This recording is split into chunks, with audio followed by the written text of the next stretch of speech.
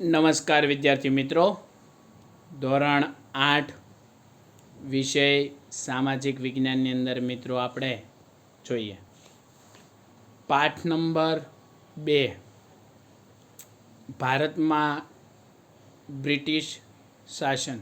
ભારતની અંદર જે બ્રિટિશ લોકોએ શાસન કર્યું, કયો સમય જોવાનો છે મિત્રો? 1757થી લઈ અને 1857, 100 વર્ષ માટેના જે શાસનની વ્યવસ્થા છે એમાં આપણે પહેલા ભાગની અંદર પ્રસ્તાવના અને જુદી જુદી 3 જમાબંધી વિશે વાત કરી મિત્રો. આ બીજા ભાગની અંદર આપણે આગળ જોઈએ મિત્રો.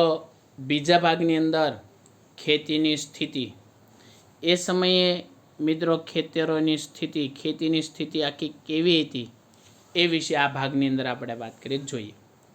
બંગાળમાં દીવાની સત્તા મેળવ્યા પછી ઈસ્ટ ઇન્ડિયા કંપનીની મુખ્ય ઉદ્દેશ યુરોપમાં માંગ હોય તો તેવી વસ્તુઓ ભારતમાંથી પ્રાપ્ત કરવાનો હતો મિત્રો. બંગાળ એવું રાજ્ય હતું કે જેથી ત્યાંથી અંગ્રેજો સમૃદ્ધ બની શકે. ખેતીના લેવલે, બધી લેવલે બંગાળ વિસ્તાર એવો હતો કે જે સમૃદ્ધ વિસ્તાર હતો મિત્રો. એટલે અંગ્રેજોએ એવું વિચાર્યું કે બંગાળની અંદર દીવાની સત્તા, અંગ્રેજોની સત્તા મળી એટલે ઈસ્ટ ઇન્ડિયા કંપની એનો મુખ્ય ઉદ્દેશ શું બની ગયો કે યુરોપમાં માંગ હોય એવી બંગાળની તમામ વસ્તુઓ છે ભારતમાંથી બંગાળ લઈ જવાની. આથી તેમણે બંગાળ, બિહાર અને ઓડિશા જેવા સમયમાં સમૃદ્ધ પ્રદેશો પોતાની સત્તા સ્થાપી હતી મિત્રો. આથી ઈસ્ટ ઇન્ડિયા કંપનીએ બંગાળના જે વિસ્તારો છે એવા બંગાળ, બિહાર અને ઓડિશા જેવા એ સમયના સમૃદ્ધ પ્રદેશો હતા એની પર પોતાની સત્તા સ્થાપી. કોણે? ઈસ્ટ ઇન્ડિયા કંપનીએ, અંગ્રેજોએ, બ્રિટિશ લોકોએ. એ સમયમાં બંગાળ, બિહાર અને ઓડિશા સમૃદ્ધ પ્રદેશો ગણાતા, એટલે કે સુખી અને સારી રીતે ખેતીમાં અને બધી રીતે વિકાસ પામેલા પ્રદેશો હતા. આથી એની પર અંગ્રેજોએ દીવાની સત્તા, એટલે કે અંગ્રેજોએ પોતાની સત્તા જમાવી હતી મિત્રો.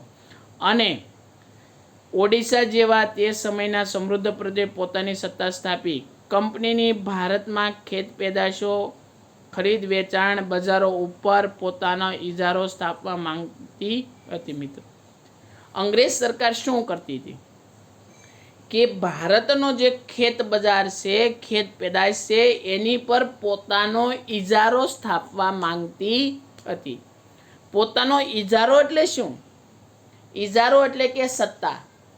અમી કેવી એ જ રીતે ભારતનું ખેતી ઉત્પાદન થવું જોઈએ, અમારે જે જોવે છે એ જ ઉત્પાદન થવું જોઈએ. ઇજારા પ્રથા એટલે એક જ વ્યક્તિના હાથમાં સંપૂર્ણ શાસન હોય મિત્રો, યાદ રાખજો. દાખલા તરીકે આપણે જોઈએ કે ઇજારો ક્યારે ભોગવી શકે? આજુબાજુમાં કોઈ પણ વ્યક્તિ બીજું એની કોમ્પિટિશનની અંદર ન હોય ત્યારે એ વ્યક્તિ ઇજારો ભોગવે છે. એટલે અંગ્રેજોની સાથે કોઈ બીજો કોઈ વિદેશી પ્રજાઓ એની કોમ્પિટિશનમાં, ભારતની કે વિદેશી પ્રજા કોમ્પિટિશનમાં હતી નહીં. એટલે અંગ્રેજ સત્તા ભારતની ખેત પેદાશ, ખેત વેચાણ વસ્તુ પર ઇજારો ભોગવતી હતી. એટલે કે અંગ્રેજો જે કે એ જ વસ્તુ ભારતના ખેડૂતોએ વાવવી પડતી હતી અથવા ઉગાડવી પડતી હતી. જો ઇંગ્લેન્ડમાં નિકાસ કરવાની જે જરૂરી વસ્તુઓ હતી તેમાં ખેત પેદાશના મુખ્ય વસ્તુઓ. હવે મિત્રો ઇંગ્લેન્ડમાં જે નિકાસ કરવું એટલે કે ભારત દેશમાંથી ઇંગ્લેન્ડમાં મોકલવું એટલે નિકાસ કર્યું કહેવાય. આયાત કરવું એટલે કે વિદેશમાંથી ભારતમાં લાવવું એટલે આયાત કર્યું. તો મિત્રો ઇંગ્લેન્ડમાંથી નિકાસ કરવાની જરૂર એવી કઈ વસ્તુ? તો કે ખેત પેદાશની મુખ્ય વસ્તુઓ. ખેતરની અંદરથી ખેત પેદાશ એટલે કે ખેતરમાંથી જે મળતી, દાખલા તરીકે મરી મસાલાઓ હોય, કાપડ હોય, રૂ હોય, ઔષધિ હોય, આ બધી ખેતરમાંથી મળતી વસ્તુઓ વિદેશની અંદર એટલે કે ઇંગ્લેન્ડમાં નિકાસ કરવાની જરૂર ઊભી થઈ હતી. આથી કંપનીએ ભારતમાં ખેતીનું પોતાની મરજી મુજબ વેપારીકરણ કરવાના પ્રયાસો કર્યા. આથી કંપની એટલે કોણ? ઈસ્ટ ઇન્ડિયા કંપની, અંગ્રેજોએ ભારતમાં ખેતી પોતાની મરજી મુજબ, જે અંગ્રેજોને એવું લાગે કે આ પ્રમાણે આપણે વેપારીકરણ કરવા છે, એવા પ્રયાસો ભારત ઉપર સત્તા જમાવી અને શરૂ કરવામાં આવ્યા હતા. આ પાકોમાં મુખ્યત્વે, હવે મિત્રો યાદ રાખજો, એ સમયમાં ભારતના બંગાળ છે, બિહાર છે અને ખાસ કરીને ઓડિશા છે, એ રાજ્યોના સમૃદ્ધ રાજ્યોના ખેતરોની અંદર કયા કયા અંગ્રેજો દ્વારા પાકો વવડાવવામાં આવતા હતા? તો કે ગળીનું ઉત્પાદન, કપાસનું ઉત્પાદન, કાસુ રેશમ, અફીણ વગેરે મરી મસાલાઓનો સમાવેશ થતો હતો. આ બધા પાકો મિત્રો આપણા ભારતના ખેડૂતો વાવતા અને અંગ્રેજો એને ઇંગ્લેન્ડની અંદર લઈ જતા હતા. આ ખેતરોનું કંપની શાસન હેઠળ વેપારીકરણ થતાં તેની કેવી પરિસ્થિતિ થઈ એ વિશે મિત્રો આપણે જોવાના છે. આ ખેતીની સ્થિતિ કેવી હતી મિત્રો આપણે જોઈએ કે ભાઈ ભારતની અંદર એ સમયે ખાસ કરીને બંગાળ, બિહાર અને ઓડિશા એ સમયે સમૃદ્ધ પ્રદેશો હતા અને ખેતર ઉપર કંપનીનું પ્રભુત્વ વધવા લાગ્યું. ખેતીની ખરીદ વેચાણ ઉપર સંપૂર્ણ ઇજારો છે એ ઇંગ્લેન્ડ ભોગવતું હતું. નિકાસ કરવાની જરૂર વસ્તુ હોય તો એમાંય તે ખેત પેદાશની મુખ્ય વ્યવસ્થા અંગ્રેજો ભોગવતા હતા. આથી કંપનીએ ભારતમાં પોતાની મરજી મુજબ વેપાર કરવાની ખેતી પર શરૂઆત કરી. તદુપરાંત મિત્રો આપણા ભારતના પાકોમાં મુખ્યત્વે વાત કરીએ તો ગળી છે, કપાસ છે, કાસુ રેશમ છે, અફીણ છે, મરી મસાલા છે. આ બધી જ વસ્તુઓ આપણા ભારત દેશમાંથી વિદેશમાં લઈ જવામાં આવતી હતી.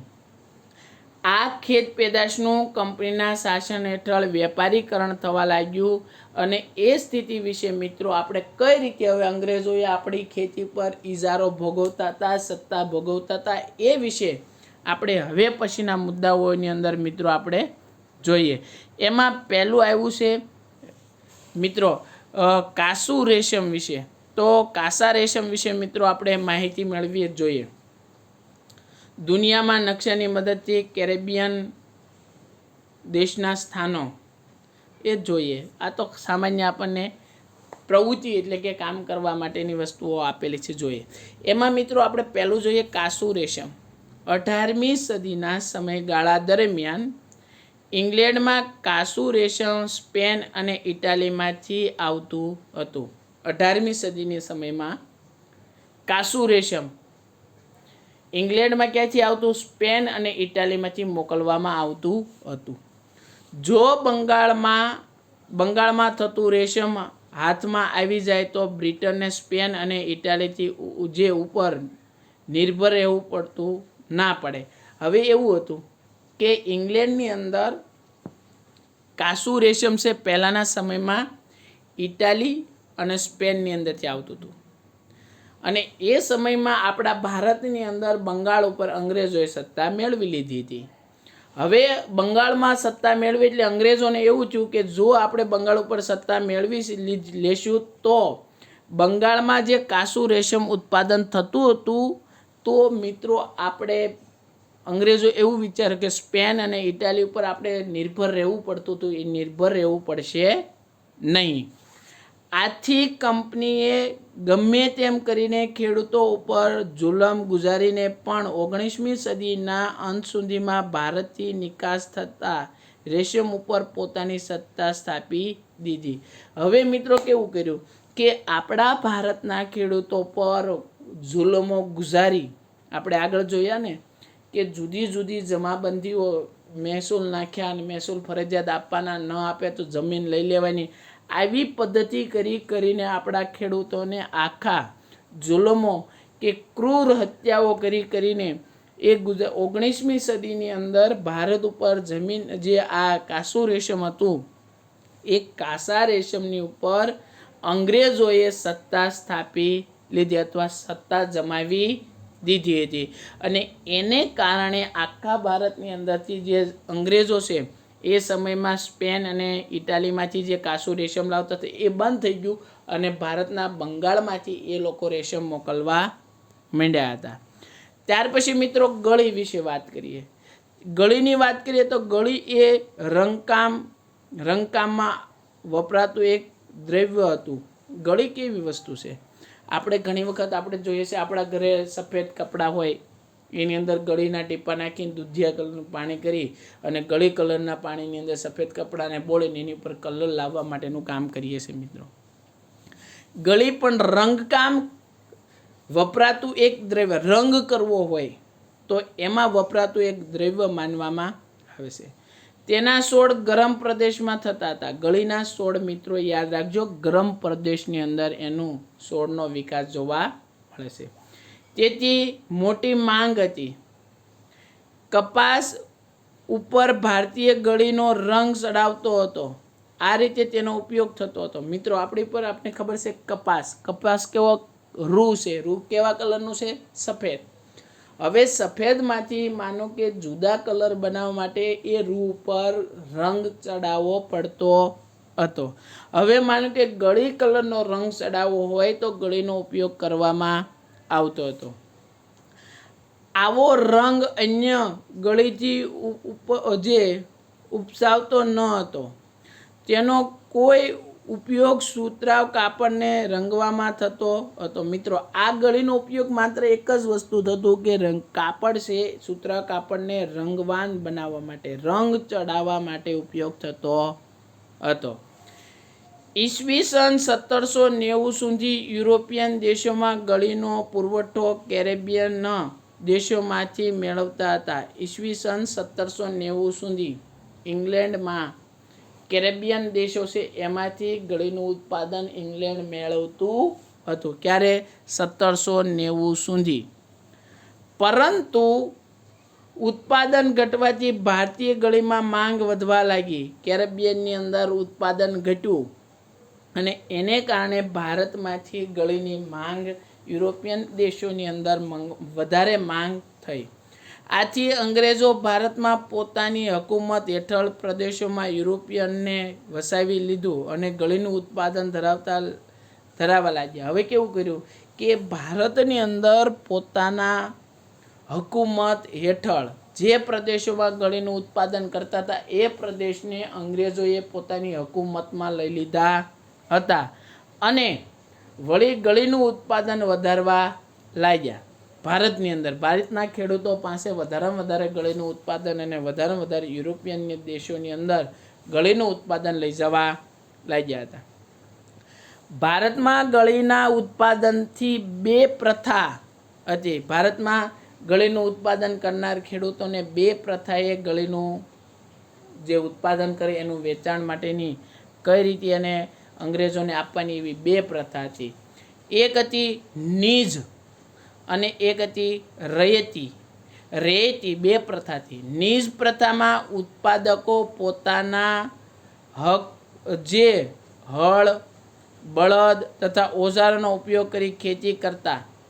છોડ તૈયાર થાય ત્યારે કંપનીએ કાચા માલ કારખાનામાં પહોંચાડવામાં આવતો. હવે કઈ પ્રથા આપણે જોઈએ તો કે રયતી. એ પ્રથાની અંદર વાત કરીએ તો મિત્રો ખેડૂતો માટે હળ, બળદ અને ઓજારોથી ખેતી કરતા. મિત્રો ગળીનો છોડ તૈયાર થાય એટલે સીધો જ એ છોડને કંપનીની અંદર કાપીને કાચા માલ તરીકે કારખાનામાં પહોંચાડવામાં આવતો. અંગ્રેજના કારખાનામાં પહોંચાડવામાં આવતો હતો. ત્યારે રૈયત પ્રથા ખેડૂતોને પોતાની જમીન પર ગળીનું વાવેતર કરતો અને તૈયાર થયેલા થાય ત્યારે બાંધ્યા ભાવે કારખાનાઓને વેચતો.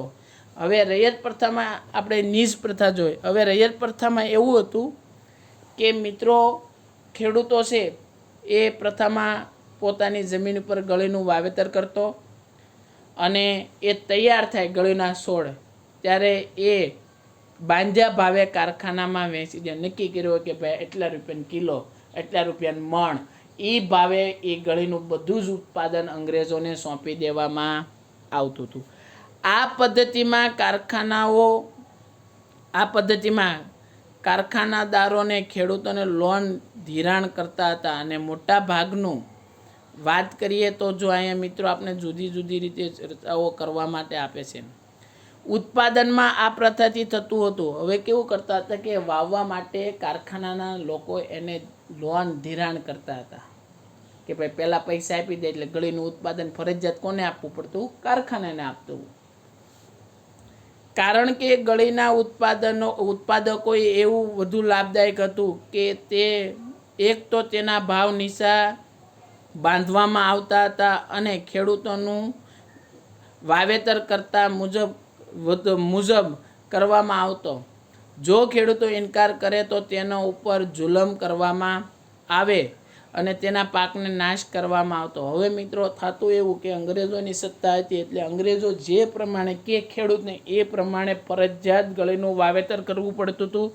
બીજું, જો એ પ્રમાણે વાવેતર ન કરે તો એના ખેડૂતોનો પાકને નાશ કરી દેવામાં આવતા, એની પર જુલમ ગુજારવામાં આવતા, એની પર હત્યા કરવામાં આવતી. આવા પ્રશ્નો અંગ્રેજો દ્વારા ઉઠાવવામાં આવતા હતા.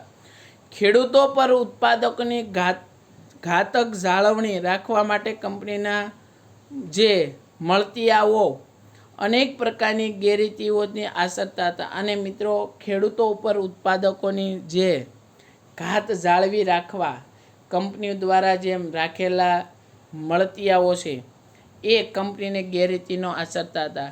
ખોટા હિસાબો રાખવા તેમજ ખેડૂતો પાસે ફરજિયાત વાવેતર કરતા કંપનીના શાસકો અથવા અમલદારો ગળીના ઉત્પાદકો એકબીજા સાથે મળેલા હતા.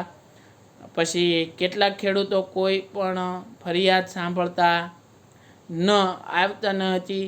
આ અસંતોષના કારણે ઈસવીસન 1859-60ના વ્યાપક પ્રમાણમાં ગળીમાં રમખાણો થયા હતા. આવા અંગ્રેજો દ્વારા જે ખેડૂતો પર જુલમો હતા એને કારણે 1859થી 60 સુધીમાં ઘણા વ્યાપક પ્રમાણમાં ગળીના રમખાણો એટલે કે વિગ્રહો છે અથવા આંદોલનો છે એ જોવા મળતા હતા મિત્રો. ત્યાર પછી ત્રીજું વાત કરીએ કપાસ. તો કપાસની વાત કરીએ તો જુઓ, જેમ ગળી એ પૂર્વ ભારતમાં મહત્વનો પાક હતો, રોકડીયો પાક. ગળી છે એ પૂર્વ ભારતનો મહત્વનો રોકડીયો પાક ગણવામાં આવતો હતો. કપાસની વાત કરતા હતા કે પૂર્વ ભારતનો મહત્વનો રોકડીયો પાક માનવામાં આવે છે. તેમ કપાસ એ પશ્ચિમ ભારતનો છે મહત્વનો પાક. ગળી છે એ પૂર્વ ભારતનો મહત્વનો પાક, જ્યારે કપાસ છે એ પશ્ચિમ ભારતનો મહત્વનો રોકડીયો પાક તરીકે ઓળખવામાં આવતો હતો મિત્રો. ઈસવીસન 1780ના દાયકામાં, એટલે કે દાયકાનો મતલબ થાય સમય, કે 1780ના સમયમાં ઈસ્ટ ઇન્ડિયા કંપનીની તથા તેમના કૃપાપાત્ર કેટલાક વેપારીઓએ ચીન સહિતના ભારતમાં રૂના ઉત્પાદન કરવા માટેના પ્રદેશો ઉપર અંકુશ હતો. હવે 1780ના દાયકા સમય દરમિયાન ઈસ્ટ ઇન્ડિયા કંપનીએ કૃષિપાત્ર કેટલાક વેપારીઓ ચીન અને ભારતના રૂ ઉત્પાદન કરતા પ્રદેશો પર અંગ્રેજોનો અંકુશ કે કંટ્રોલ જોવા મળતો હતો. કંપનીની ખેડૂતો તે વખતે બજાર ભાવ કરતાં ઓછા ભાવે કપાસ વેચવા ફરજ પાડતી હતી મિત્રો. એ સમયમાં અંગ્રેજોની સત્તા હતી અને કંપની છે ખેડૂતોને જે ભાવ આપે એ ભાવે ફરજિયાત એને કપાસ વેચવો પડતો હતો. કારણ કે ખેડૂતોને ઓછા ભાવે એ કંપની ઓછો ભાવ આપી અને ખેડૂતો પાસેથી ઉત્પાદન મેળવતી હતી. આ સિવાય તે સમયે ભારતમાં શેરડી, ચા, અફીણ, મરી અને ગરમ મસાલા પણ મહત્વનો વેપારી પાકો થતા હતા મિત્રો. આ સિવાય આપણે ભારતમાં કપાસ, ગળી આ બધા તો થતા. તદુપરાંત શેરડી, ચા, અફીણ, મરી મસાલા, ગરમ મસાલા આ બધા જ પાકો આપણા ભારત દેશના ખેડૂતો વાવતા હતા મિત્રો. અંગ્રેજોના આ પાકોને નીચા ભાવે ખરીદવા પોતાની રાજકીય સત્તાનો દુરુપયોગ કરતા હતા. મિત્રો, આપણા ભારતની અંદર આવા જુદા જુદા પાકો ઉત્પાદન ખેડૂતો મહા મહેનતે કરતા, અને એ અંગ્રેજો શું કરતા હતા કે ઓછી કિંમતે મિત્રો આપણા ખેડૂતો પાસેથી ઓછી કિંમતે ખરીદતા હતા અને આપણા ખેડૂતોને પાયમાલ કરી દેતા હતા. ખેડૂતોના વાવેતર માટે ઉપયોગ જે અગાઉથી ધિરાણ આપવામાં આવતું, ખેડૂતો દેવાદાર બન્યા પછી તેમની પાસેથી નીચા ભાવે વેપારી પાકો ખરીદવામાં આવતા. આથી વેપારીઓ ભારે નફો મેળવતા હતા. હવે થતું એવું મિત્રો, પહેલાંના સમયમાં અંગ્રેજોનું જેમ જેમ શાસન આવતું ગયું એમ એમ ભારતના ખેડૂતો પાયમાલ થવા લાગ્યા. હવે ભારતના જે ખેડૂતો છે એને વાવવા માટે શરૂઆતમાં એની પાસે પૈસા નહોતા, એટલે એને શું કરતા કે અંગ્રેજોની કંપની પાસેથી પૈસા ધિરાણ કરતા હતા. અંગ્રેજો એને પૈસા આપે અને અંગ્રેજોનો કરાર હોય કે ભાઈ તમારે જે ઉત્પાદન થાય છે એ બધું જ ઉત્પાદન અમારી કંપનીને તમારે આપવાનું. એટલે શરૂઆતમાં પૈસા આપી દે એટલે ખેડૂતો એની સાથે બંધાઈ જાય છે મિત્રો, અને એને કારણે ખેડૂતો છે એને ઓછા ભાવે અંગ્રેજો એનો માલ ખરીદતા હતા. હવે ન આપે તો કારણ કે પહેલેથી ખેડૂતો છે દેવાદાર બન્યા હોય, તેમની પાસેથી નીચા ભાવે પાક ખરીદવામાં આવતો હતો. આથી વેપારી ભારે નફો મેળવતા હતા અને કેવું કરતા તે ઓછા ભાવે, કારણ કે પહેલાં પૈસા આપી દીધા પછી જે ભાવ કે એ ખેડૂતોને ફરજિયાત આપવો પડતો હતો, એટલે ઓછા ભાવે અંગ્રેજ કંપની ખેડૂતો પાસેથી માલ ખરીદતા અને ખેડૂતોને વેપારીને વધારે નફો મળતો હતો. ખેડૂતો વધુને વધુ ગરીબ બનતા અને આને કારણે કેવું છું, ખેડૂતો વધારેમાં વધારે દેવાદાર બનતા ગયા, ગરીબ બનતા ગયા, કારણ કે આખું વર્ષ મહેનત કરી એના પાકનો સારો એવો ઉપજ મેળવવાને બદલે અંગ્રેજો એને ભાવ આપતા ન હતા. આમ ભારતમાં વેપારી પાકોના ખરીદ વેચાણમાં કંપનીનો પ્રભાવ હતો. ભારતમાં કાચામાલમાં કારણે ઇંગ્લેન્ડમાં ઉદ્યોગ સમૃદ્ધ બનવા લાગ્યા અને ભારતને કારણે કેવું છું કે ભારતની અંદર ખેતી પ્રધાન દેશ છે, એટલે પુષ્કળ પ્રમાણમાં ખેતી હતી અને ઇંગ્લેન્ડના લોકો ભારતમાંથી કાચો માલ લઈ અને વિદેશમાં સમૃદ્ધ બનાવ્યા. એટલે તો આપને ખબર છે કે ઇંગ્લેન્ડને એક જ નીતિ હતી કે ભારતનું જે થવું એ થાય, ઇંગ્લેન્ડ સમૃદ્ધ બનવો જોઈએ. એથી આપણા ખેડૂતોનો જે કાચો માલ ઉત્પાદન કરે છે એ બધો જ કાચો માલ ક્યાં લઈ જતા હતા? ઇંગ્લેન્ડમાં લઈ જતા હતા. અને ઇંગ્લેન્ડના ઉદ્યોગો કેવા બનાવી દીધા? સમૃદ્ધ. આમ એક કહેવાય એક સરસ મજાના સમૃદ્ધ ઇંગ્લેન્ડના ઉદ્યોગો થયા હતા. આથી કંપનીની ભારતમાં વેપારી પાકો ઉપર પોતાની સત્તા સ્થાપી હતી. વેપારી પાકો એટલે શું? તો કે ગળી છે, શેરડી છે, અફીણ છે, બરાબર, ચા છે, કોફી છે, આ બધા વેપારી પાકો ગણવામાં આવે છે. ડાયરેક્ટ સીધો વેપાર ઉદ્યોગની અંદર જ એનો ઉપયોગ કરવામાં આવે છે, જેના કારણે ખેડૂતો મોટી સંખ્યામાં જમીન વિહોણા ખેત મજૂરો બની ગયા. અને મિત્રો કેવું થયું કે દર વર્ષે અંગ્રેજો ઓછા ભાવે એનો ખેત પાક છે એ ખરીદવા લાગ્યા. અંતે ખેડૂતો જમીન વિહોણા અને એકદમ ગરીબ અને પાયમાલ બનવા લાગ્યા હતા. એટલે આ રીતે આપણી ખેડૂતોની પરિસ્થિતિ છે અંગ્રેજો દ્વારા પાયમાલ કરવા માટેની જોવા મળે છે. દાખલા તરીકે આપણે આ વિભાગની અંદર મિત્રો ખેતીની સ્થિતિ વિશે વાત કરી. કાસુ રેશમ છે, અંગ્રેજો આપણે ભારતમાંથી કઈ રીતે લઈ જતા હતા, ગળી કઈ રીતે લઈ જતા હતા મિત્રો. ત્યાર પછી આપણે જોયું તો કે ખાસ કરીને કપાસ છે, કપાસ કઈ રીતે આપણા ભારતમાંથી ઉત્પાદન કરાવતા અને લઈ જતા હતા.